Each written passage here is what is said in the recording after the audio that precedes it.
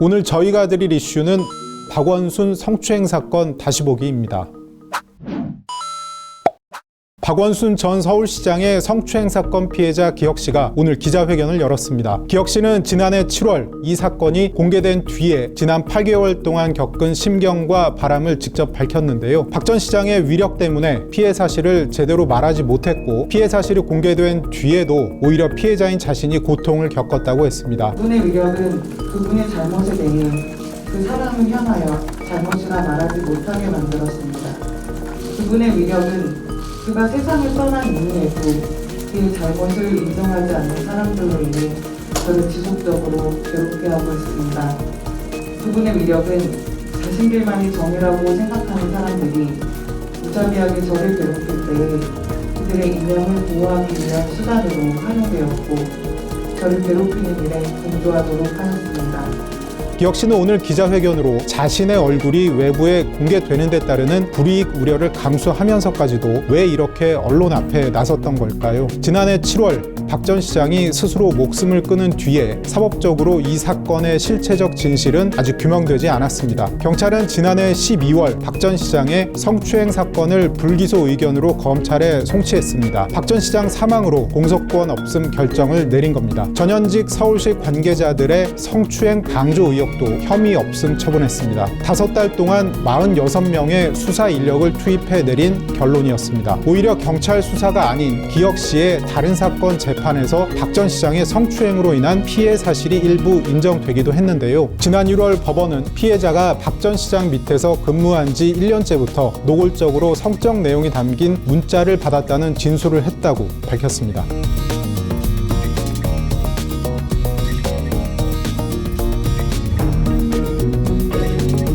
박 전 시장의 성추행으로 피해자가 정신적 고통을 받은 점을 인정하면서 그 근거로 기혁 씨의 병원 상담 진료 내용을 제시한 겁니다. 지난 1월 국가인권위원회도 박 전 시장의 성적 언동은 성희롱이 맞다고 직권 조사 결과를 내놨는데요. 기혁 씨가 오늘 직접 나선 다른 이유로는 기자회견에서도 언급했다시피 이 사건 발생 뒤 끊임없이 가해진 2차 피해입니다. 지난해 7월 박 전 시장 사망 직후에 이해찬 전 대표 등 더불어민주당 의원들은 기혁 씨를 가리켜 성폭력 피해자가 아닌 피해 호소인으로 호칭했습니다. 권력형 성폭력 사건 피해자를 피해자로 부르지 않았던 겁니다. 특히 민주당 여성 의원들의 카카오톡 단체 대화방에서 피해 호소인 호칭 여부를 놓고 나눈 대화 내용이 언론에 공개되기도 했는데요. 이 대화방에서 여성운동을 해온 삼선의 남인순 의원이 피해 호소인으로 정리하자는 의견을 적극적으로 낸 사실이 밝혀졌습니다. 남 의원은 기혁 씨의 고소 예정 사실이 사전에 박 전 시장에게 전달된 과정에 개입했다는 의혹도 받고 있습니다. 이 카톡방에서 민주당 고민정 의원은 피해자로 규정하는 것은 이른감이 있다. 여성가족부 장관을 지낸 진선미 의원은 피해 호소인으로서도 무방하다고 했습니다. 당시 이들 의원 사이에서는 피해 호소인 외에도 가해 지목인이라는 표현까지 등장했습니다. 박 전 시장 지지자들의 2차 가해도 지속됐는데요.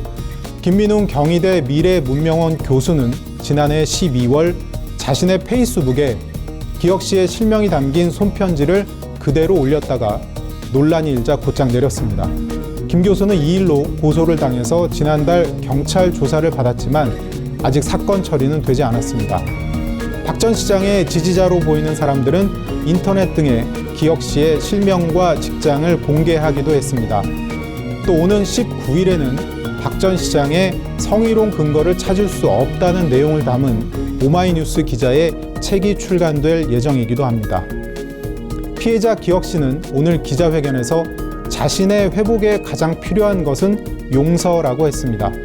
용서를 하려면 잘못한 일이 무엇인지 드러내는 게 먼저라고도 했습니다. 그리고 가해자들에게 진정성 있는 사과를 요구했습니다.